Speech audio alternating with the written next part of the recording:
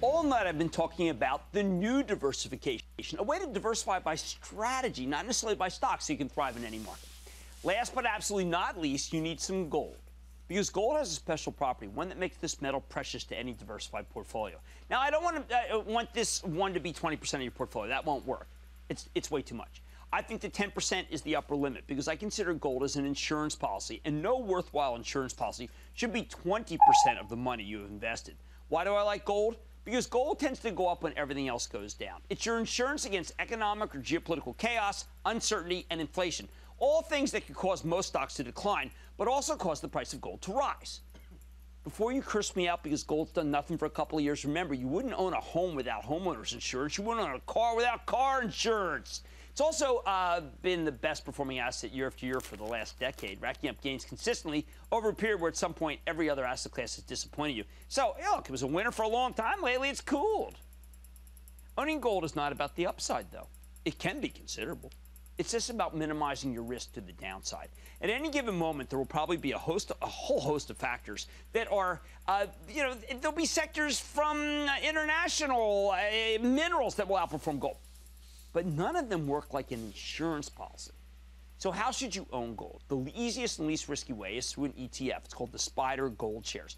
Mostly people know it as the GLD, which owns the metal itself and does a terrific job of tracking its price. Some of the metal dealers I deal with say, hey, listen, it doesn't always track it. Won't always will. I have faith in it. You could also potentially call your broker and buy bullion, the actual physical bars of gold, as opposed to the bullion cubes I like in my soup. But that only makes sense for investors who have lots of money and can afford to buy gold in bulk and then pay to store it in a depository bank. You can't keep it at home. What about the gold miners? If you pick the right company, one with low cost that's growing production, then it can outperform the commodity for a period of time. But remember that it's not going to trade in lockstep with the commodity. And the same things that make gold valuable here, its scarcity, the fact that it's hard to get out of the ground cheaply, and there aren't a lot of new mines, well, that also makes the gold mining business perilous.